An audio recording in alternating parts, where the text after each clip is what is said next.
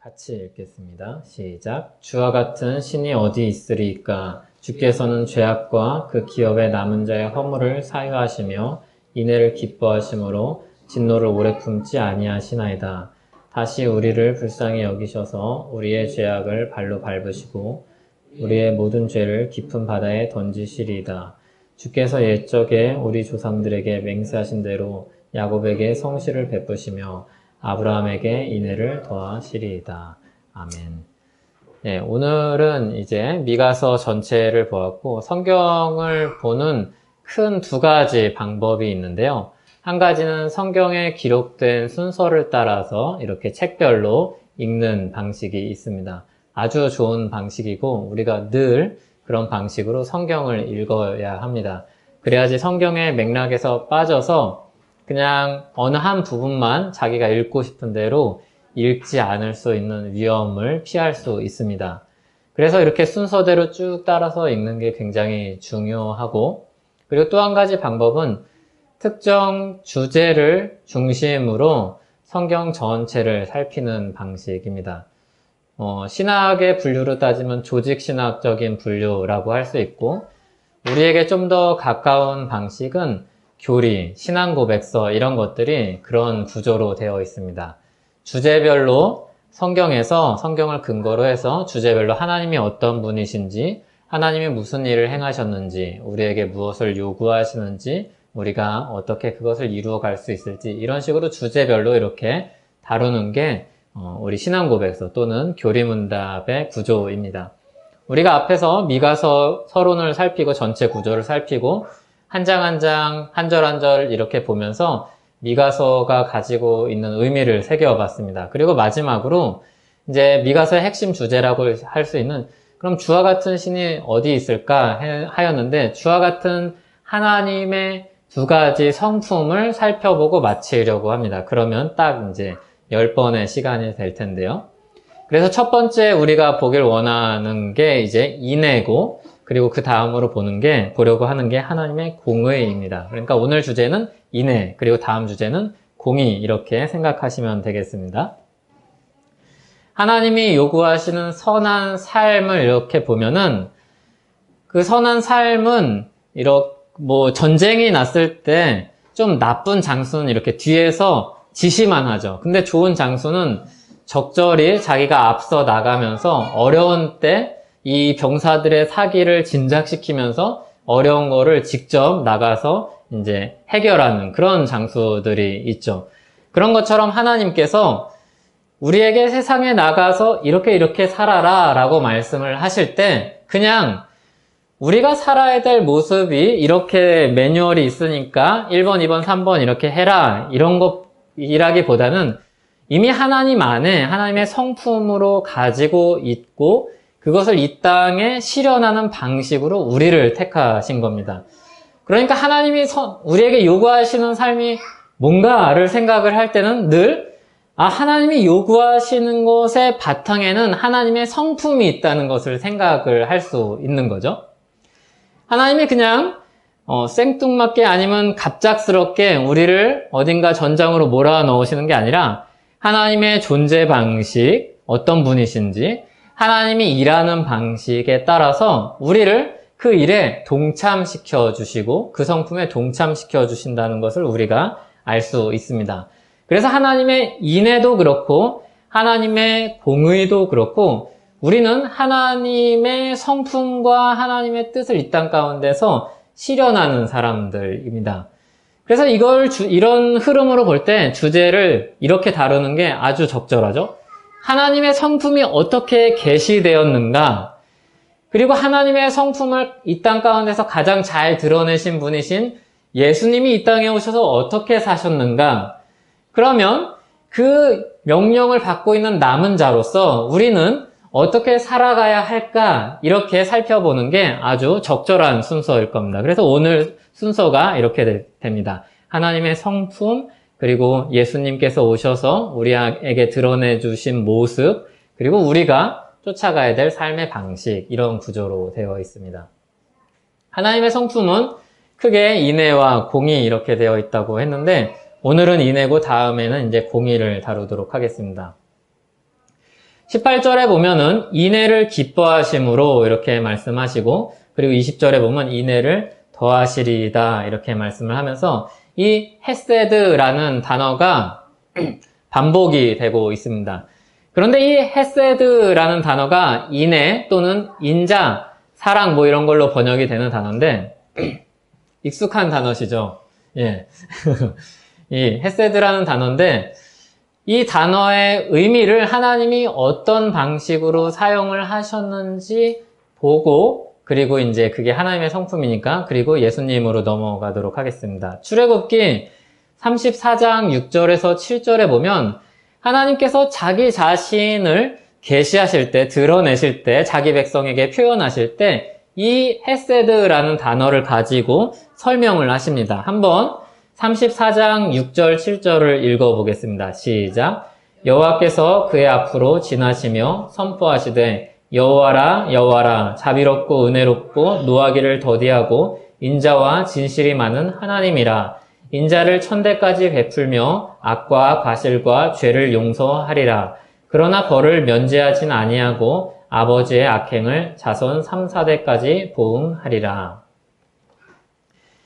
그런데 이 말씀이 34장이니까 출애굽을 하기 전에 주신 말씀도 아니고 꽤 출애굽한 다음에 이후의 시간이라는 것을 우리가 알 수 있죠. 출애굽이 12장 이후로 이렇게 진행이 되니까요. 한참 지난 이후에요.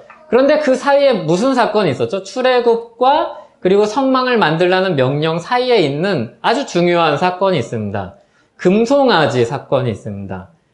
하나님께서 모세를 불러서 산에서 이제 모세를 만나서 십계명을 주시고 있는 사이에 백성들이 이제 아론을 앞세워서 우리 모세가 안 내려오는데 하나님이 지금 우리와 함께 하시지 않는 것 같은데 어떡하지? 불안해하면서 자기들이 원하는 방식으로 금송아지를 만들어서 이게 우리를 애굽에서 나오게 한 하나님이다 이렇게 말씀하시죠. 그때 모세가 내려와서 기껏 만든 두 돌판을 깨뜨려 버립니다. 그리고서 다시 하나님이 두 돌판을 다시 만들어 주시는데 그때쯤에 주시는 말씀이 바로 이 말씀입니다.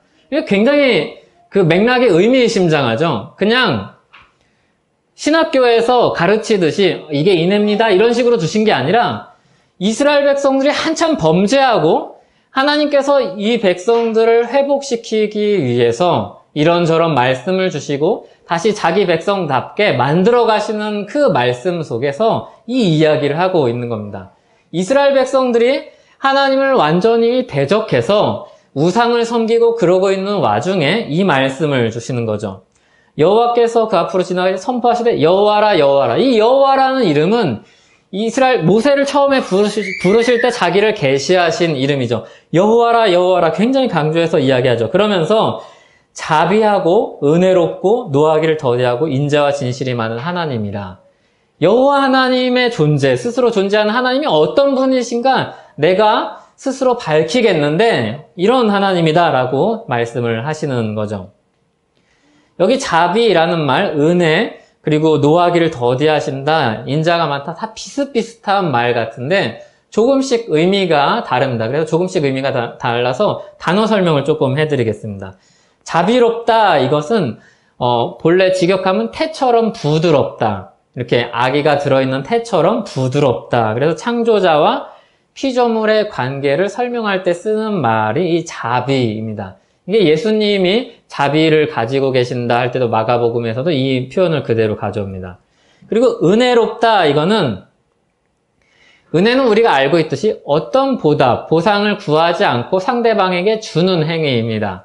그러니까 거래가 아니라 그냥 값없이 주시는 선물로 주시는 그런 관대함이다 이렇게 말을 할 수 있습니다. 그게 은혜고, 노하기를 더디하신다, 이 말은 본래 표현이 콧구멍에서 불이 난다가 이제 노한다는 표현입니다. 콧구멍이 불탄다, 이거.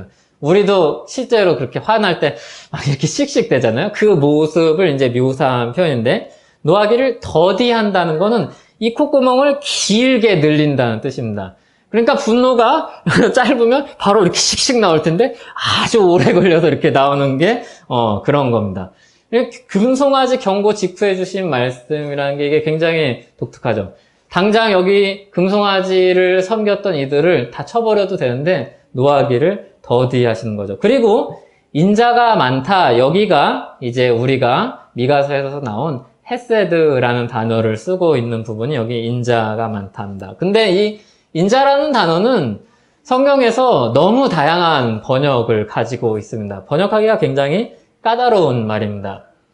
번역에 한계가 있죠. 그래서 우리말도 뭐 외국어로 이렇게 번역하는데 한계가 있죠. 예를 들자면 뭐 누리끼리 하다. 이렇게 영어로 번역을 하면 뭐, 예, 뭐 그냥 옐로우죠. 뭐 이렇게 뭐라고요? 옐로이시 누리끼리 하다.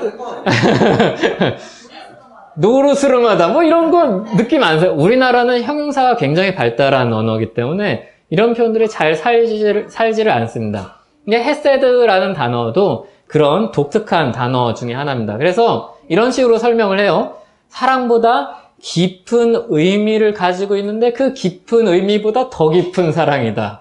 이렇게 설명을 해요. 예, 뭐 말장난한 것 같지만. 근데 여기서 히브리어 말에 다른 흔히 쓰는 사랑이라는 따로 쓰는 표현은 이렇게 구별되어 있습니다. 다른 단어가 있어요. 사랑이라는 말이. 그래서 변함없는 이 사랑보다 훨씬 더 강한 의미가 이 헤세드입니다. 그래서 신학교에서 이 헤세드라는 단어를 배울 때 한 2시간 내내 이 헤세드 단어 설명만 하시는 그런 경험을 했습니다. 굉장히 이렇게 깊이가 있는 단어죠. 뭐 그런 깊이 있는 단어를 제가 다 설명을 하기는 좀 부족한 것 같아서 오늘 말씀을 이제 중심으로 보면 이거를 어떤 식으로 이제 출애굽기 주석을 하면서 어떤 분이 이렇게 쓰냐면 이것은 끊임없는 사랑이다. 그리고 밀고 나가는 사랑이다. 그래서 어떤 사람이 의무가 있는 관계에서 자기 의무를 아주 성실하게 행하는 그 사랑, 그 충성, 이게 헤세드다 이렇게 설명을 합니다. 이 헤세드란 단어를 뭐 사랑, 긍휼, 인애, 인자, 친절 이런 식으로 그리고 때로는 선택이라고까지 번역을 하기도 합니다. 굉장히 이렇게 폭넓은 단어죠. 그게 헤세드입니다. 하나님이 가지고 있는 성품이죠. 하나님이 가지고 있는 성품의 깊이가 깊고 넓기 때문에 아마 이렇게 다양한 의미를 내포하고 있지 않겠나 생각이 듭니다. 그리고 진실이 많다. 그러니까 완전히 믿을 수 있는 존재다. 이런 의미이죠. 그리고 이게 이제 하나 강론으로 단어 설명을 하나하나씩 이렇게 했다면 하나님의 존재에 대한 이런 별명들을 이런 식으로 붙였다면 그러면 그게 실제로 우리 삶에서 어떤 식으로 하나님이 적용해 가시는가를 설명해 주는 게 이제 7절입니다. 인자를 1000대까지 베푸십니다. 인자를 1000대까지 베푸신다는 의미는 1000은 완전수, 영원한 수를 의미합니다. 그래서 이 인자하심이 영원하다, 끝이 없다 이런 의미로 쓰시는 거죠. 그래서 시편에서 그 인자하심이 영원함이로다, 그 인자하심이 영원함이로다 이런 식으로 이 말을 약간 바꾸어서 후렴구로 시편에서 사용을 하는 거죠. 굉장한 후크송이죠. 그 인자하심이 영원함이로다. 이게 굉장히 많이 반복이 되는 말씀입니다. 그 인자하심을 기초로 어떤 식으로 베풀어지는가? 악과 과실과 죄를 용서하리라. 이렇게 하나님이 말씀하십니다. 하나님이 사실은 무서운 분이잖아요. 거룩한 분이기 때문에 죄를 가지고 하나님 앞에 나아갈 수가 없는 분인데 하나님이 자기 자신을 설명하시길, 계시하시길 나는 인자가 많은 하나님이기 때문에 악과 과실과 죄를 용서하는 그 인자를 1000대까지 베푸는 하나님이다. 이렇게 설명을 하십니다.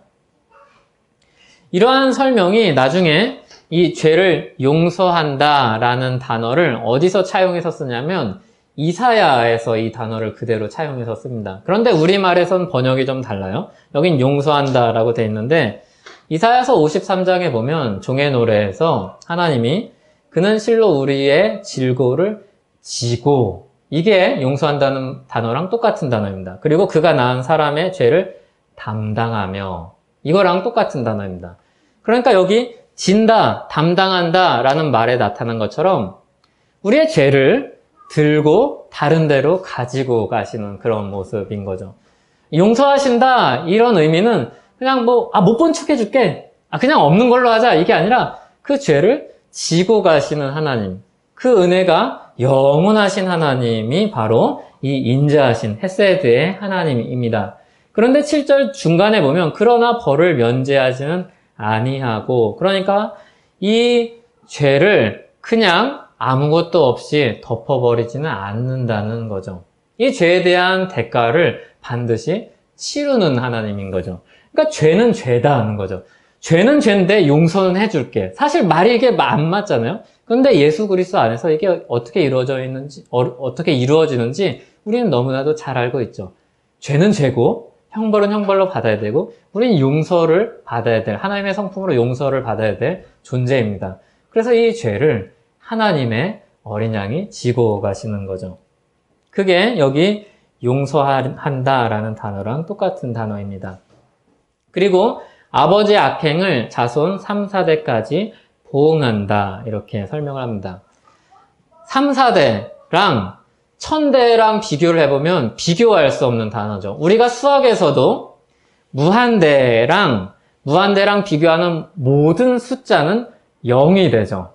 무의미해지죠. 그것과 똑같이 1000대랑 3, 4대의 비교는 이와 같은 겁니다.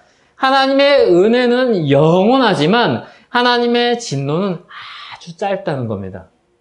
하나님의 진노는 너무나도 무섭고 두렵고 하나님의 거룩하심에 비추어서 봤을 때 그것은 반드시 우리가 두려워해야 될 만한 그런 성품이지만, 주님의 인자하심으로 인해서 이 악행을, 아버지 악행을 자손 3, 4대까지밖에 안 간다는 겁니다. 이거는 실제로 이제 이걸 잘못 해석해서 가게에 흐르는 저주가 있다, 이런 식으로 잘못 해석한 이단들이 있습니다. 하지만 이건 그런 의미가 아닙니다. 이 둘을 비교해서 한쪽으로는 경고를 하며 한쪽으로는 하나님의 은혜가 얼마나 큰지를 보여주는 겁니다. 이와 같은 방식으로 이야기하는 게 십계명에 한 군데 더 나오는데, 십계명에서 부모 공경에 대한 이야기를 하며 약속에 있는 첫 계명이니 하면서 하나님의 은혜가 1000대까지 이렇게 계속해서 이루어질 것이며 상대적으로 하나님의 진노가 3, 4대까지밖에 되지 않는다, 이렇게 말씀을 하십니다. 하나님의 은혜는, 하나님의 인자하심은 하나님의 진노랑 비교할 수가 없는 그런 대조를 우리에게 보여주고 있는 겁니다. 그래서 3, 4대까지 보응한다, 이걸 내가 죄를 졌으니까 내 아들이 이런 죄를 계속해서 받겠네, 이런 식으로 이해를 하면 안 됩니다. 다만 우리가 살면서 그런 현상들이 생기죠. 아버지의 악행의 모습을 아들이 담습니다. 이거는 이런 하나님의 저주로 인한 결과라기보다는 자연스럽게 보고 자기가 많이 본 것을 배우고 거기에 익숙해진 것, 그리고 그 성품을 따라서, 그 성격을 따라서 그것이 구체화돼서 실제로 그런 식으로 나타난 것이라고 보는 것이 더 적절할 것입니다. 그러니까 하나님의 저주다, 나는 그 저주에서 벗어나올 수 없다, 이것은 전혀 성경의 방식과는 다른 해석입니다. 그래서 그런 두려움이나 그런 걱정을 할 필요가 전혀 없고, 또 주변에서도 그런 말을 하는 사람들이 있다면 그런 걱정을 가질 필요가 없다고 꼭 이야기해줘야 합니다. 그게 진리가 정말로 자유케 해주는 거죠. 정말로 진리 안에 들어가면 그런 저주는 없습니다.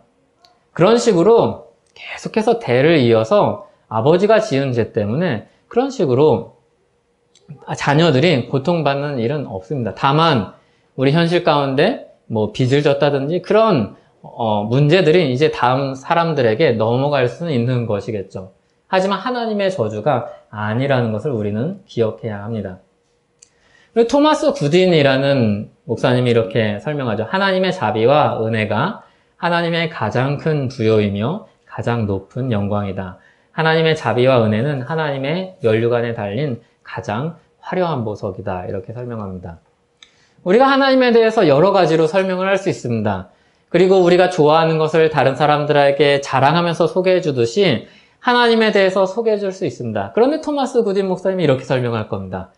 내가 소개하고 싶은 하나님 중에서 가장 내가 자랑스럽게 소개하고 싶은 하나님의 성품이 있다면 이 자비와 은혜일 것입니다. 이렇게 아마 말할 것입니다. 하나님이 가지고 있는 성품을 면류관, 왕관으로 표현한다면 거기서 보석 중에서 가장 큰 보석은 아마 하나님의 자비와 은혜일 겁니다. 이렇게 설명을 할 겁니다. 이게 하나님이 가지고 있는 성품입니다. 하나님이 출애굽기에서 우리에게 계시해 주신 성품입니다. 이 계시해 주신 성품을 따라서 이 뒤에 있는 수많은 선지자들과 주님의 백성들이 이 말씀을 근거로 하나님께 용서를 구합니다. 요엘 선지자가 그렇고 시편의 수많은 기자들이 그렇고 그리고 성경의 수많은 또 다른 저자들이 이 말씀을 가져와서 하나님은 인자하심이 많으신 분이죠. 우리를 긍휼히 여겨주시고 용서하여 주시옵소서 이렇게 기도합니다. 성경을 근거로 하나님이 계시해 주신 그 말씀을 근거로 용서를 구하는 것이죠. 아주 적절하고 하나님이 아주 기뻐하시는 방식이죠. 그럼 삼위일체 하나님 중에 성자 하나님이신 예수님께 이 모습이 예수님의 삶에서 어떻게 나타나는가 보면 베드로전서 1장 3절에서 5절 말씀인데 우리 같이 한번 읽어보겠습니다.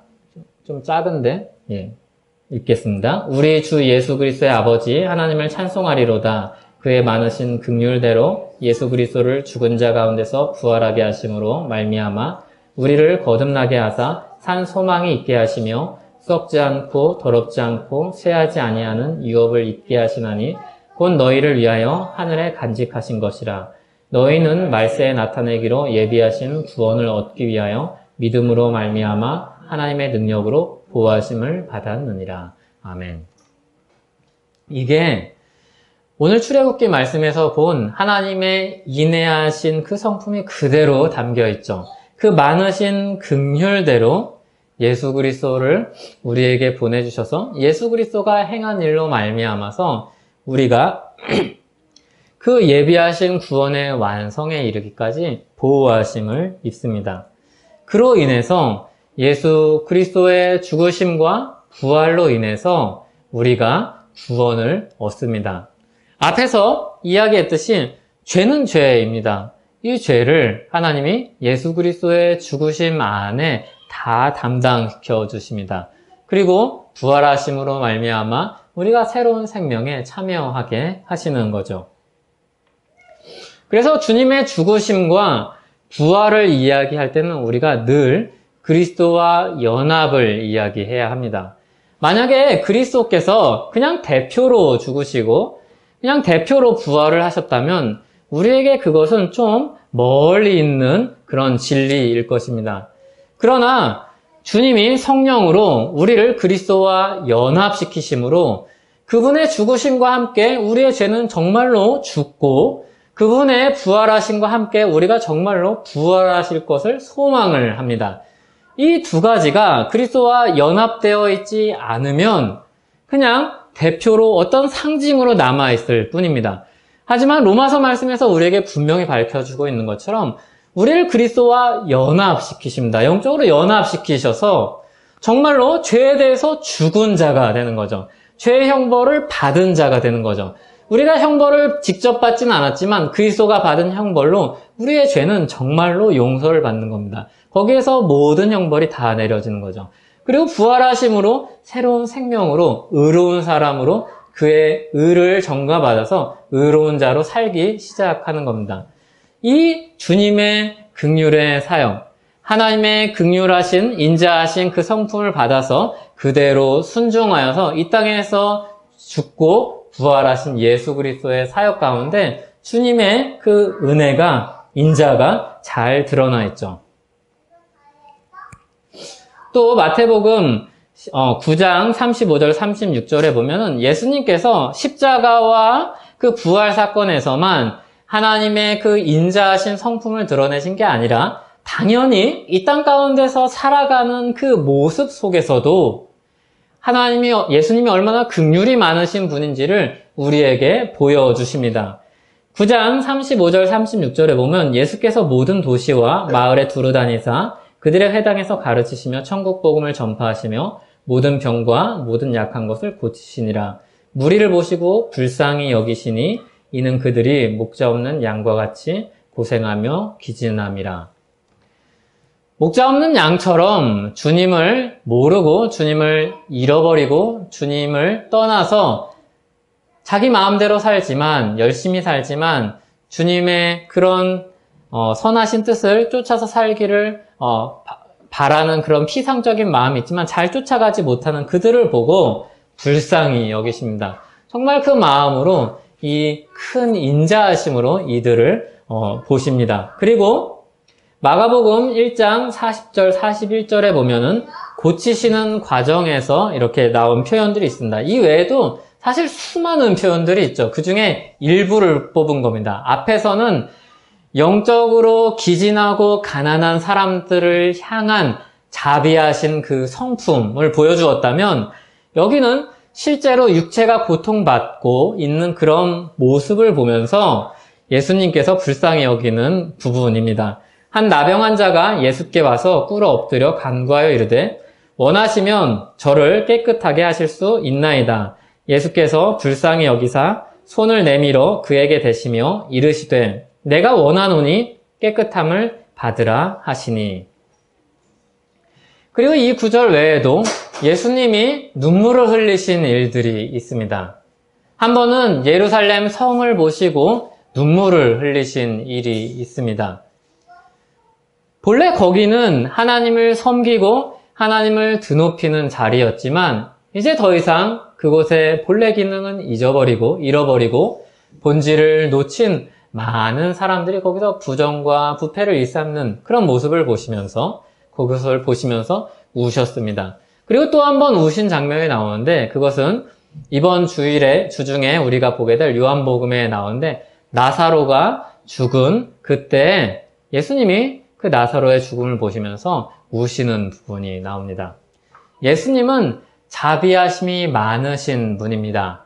하나님이시죠. 삼위일체 하나님이시죠. 그래서 그냥 우리의 아픔에 대해서 행정 처리하듯이 도장을 탁 찍고 너 이제 용서받았어. 좋아. 통과. 이게 아니라 정말로 가슴 아파하시며 기진해하고 영적으로 가난한 우리들을 보살피시는 하나님이시죠. 그게 바로 예수님이시며 예수님의 그 마음은 그저 마음으로만 남아있지 않고 실제 자기가 행하신 역사 속에, 사역 속에 그것이 행동 속에 다 남아 있었습니다.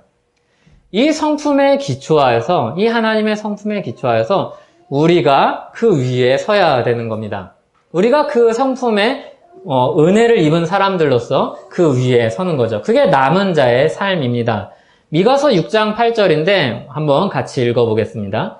사람아 주께서 선한 것이 무엇임을 내게 보이셨나니 여호와께서 내게 구하시는 것은 오직 정의를 행하며 인자를 사랑하며 겸손하게 내 하나님과 함께 행하는 것이 아니냐. 여기 인자도 아까 7장에서 나온 그 인자와 같은 표현이죠. 인애라고도 번역이 됐었죠, 이전에.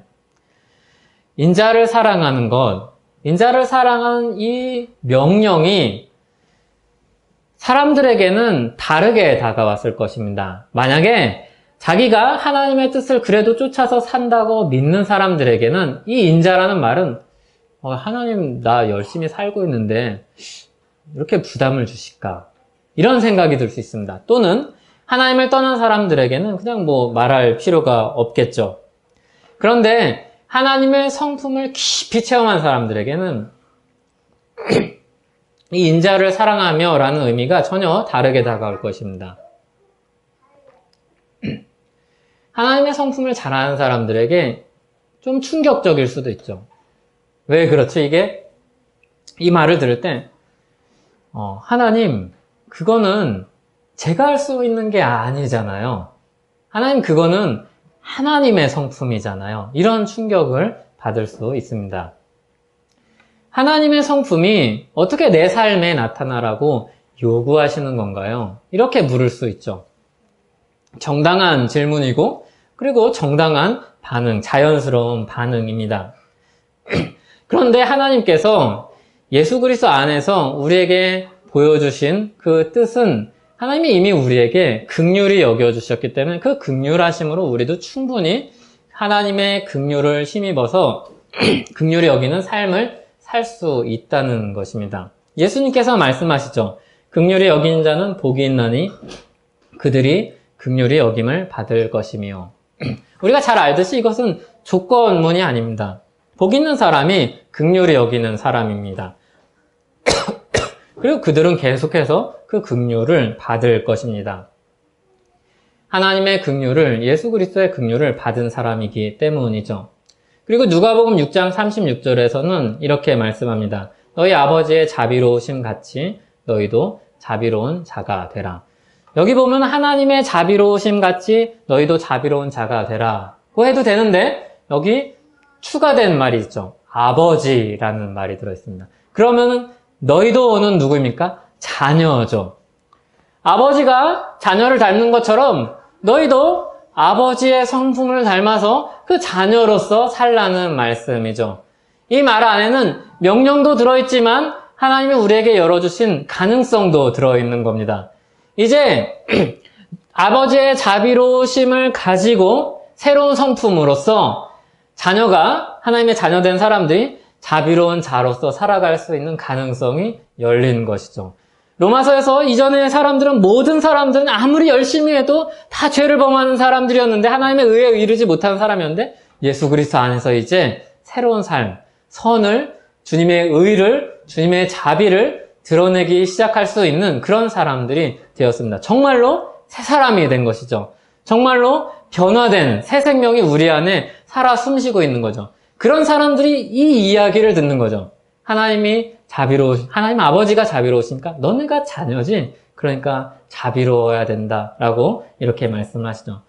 결정적으로 베드로후서 1장 2절에서 7절에는 이렇게 말씀을 하는데 같이 한번 읽어보겠습니다. 하나님과 우리 주 예수를 알므로 은혜와 평강이 너희에게 더욱 많을지어다. 그의 신기한 능력으로 생명과 경건에 속한 모든 것을 우리에게 주셨으니 이는 자기의 영광과 덕으로서 우리를 부르신 이를 알므로 말미암음이라. 이로써 그 보배롭고 지극히 큰 약속을 우리에게 주사 이 약속으로 말미암아 너희가 정욕 때문에 세상에서 썩어질 것을 피하여 신성한 성품에 참여하는 자가 되게 하려 하셨느니라. 앞에 쭉 좋은 얘기가 많이 나오죠. 우리에게 주신 은혜들이 많이 나오죠. 그러면서 4절에서 끝에 이렇게 이야기하죠. 신성한 성품에 참여하는 자가 되게 하려 하셨느냐. 하나님의 성품에 우리를 참여하는 자가 되게 하셨다고 합니다. 그래서 그 뒤에 이런 말씀이 붙습니다. 그러므로 너희가 더욱 힘써 너희 믿음의 덕을, 덕의 지식을, 지식의 절제를, 절제의 인내를, 인내의 경건을, 경건의 형제 우애를, 형제 우애의 사랑을 더하라. 이 모든 명령의 기초에 무엇이 있는지 가슴 깊이 새겨야 합니다. 하나님의 성품이 이 모든 명령의 기초입니다. 인자가 많으신 하나님이 이 명령의 기초입니다. 그리고 이 명령을 예수 그리스도 안에서 우리에게 풍성하게 나타내셨습니다. 그리고 예수 그리스도 안에서 우리에게 주신 새 생명으로 말미암아 우리가 이 일을 이제 할 수 있게 된 거죠. 이 성품을 우리의 것으로 가질 수 있게 된 겁니다. 하나님을 정말로 닮게 하나님의 성품에 참여하는 자가 되게 하려고 우리를 부르신 것입니다. 그러므로 우리가 정말로 맺어야 되는 열매가 있다면 정말로 우리가 간절히 소망하고 주께 기도하여서 또 말씀을 통해서 우리를 계속해서 돌아보면서 내가 하나님을 닮아가고 있는지 확인해야 될 열매가 있다면 바로 이 인자하신 하나님의 성품입니다. 내 안에 이것이 있는가? 이 단 한 가지 성품만 하나님 안에서 이것을 잘 구하고 열심으로 이것을 행하기만 해도 많은 사람들이 주께로 돌아오는 역사들이 역사 속에 굉장히 많았습니다. 많은 사람들이 복음을 듣고 돌아온 것은 복음의 진리의 내용을 받아들였기 때문이기도 하지만 그 과정 속에서 그 통로로서 하나님의 성품에 참여해서 인자하심으로 상대방을 대하는 그 감격 속에 돌아온 사람들이 얼마나 많은지 모릅니다. 사실 그 복음 안에 이 성품이 들어있는 것이죠. 우리 같이 기도하실 때 하나님 신성한 이 성품에 참여하는 자가 되길 원합니다. 이렇게 같이 기도했으면 좋겠습니다. 우리는 다 과도기에 있는 사람들입니다. 이 신성한 성품을 배워가고 그리고 닮아가고 있는 사람들입니다. 누구는 조금 더 멀리 갔고 조금 덜 먼저 늦게 간 사람들이 있죠. 그래봤자 도토리 키재기입니다. 하늘에서 보면은 다 키가 똑같아 보인다고 합니다. 하나님의 성품에 참여하는 자로 우리가 주님을 닮아가게 해달라고 같이 기도하겠습니다.